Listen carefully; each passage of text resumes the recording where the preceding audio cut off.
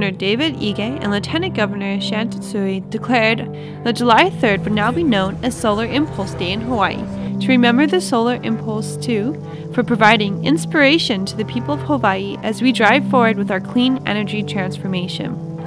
Solar Impulse 2 has just completed the longest leg of their around-the-world flight.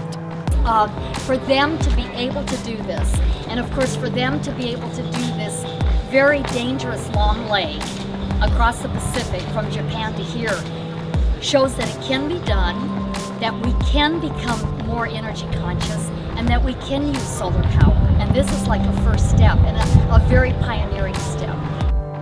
They flew from Nagoya to Hawaii, breaking 2 records in both distance and duration by solely solar-powered flight, and flying 5 consecutive days before landing at Kalaeloa Airport on July 3rd. Droves of people came and visited the Solar Impulse 2 on Sunday, July 5th during the public viewing. First, I think it's important to know that this is done with a solar aircraft, but it's not about aviation.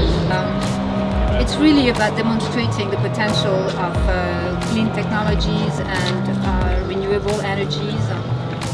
Its power source is a 17,000 solar cell distributed on the wing's fuselage and tailplane. Andre Borschberg just flew the last leg from Nagoya to Hawaii before reuniting with the co-founder and co-pilot of Solar Impulse, Bertrand Piccard.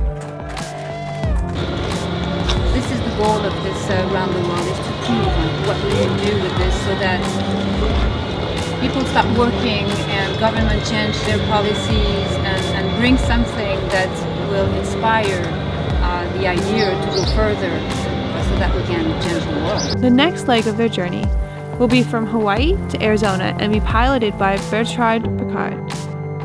Currently, they are planning the next leg for August and are waiting for good weather. It's just awesome. It is absolutely awesome, and it's an honor to have it here in Hawaii. This is Hannah Marquez reporting for Grassroots News International.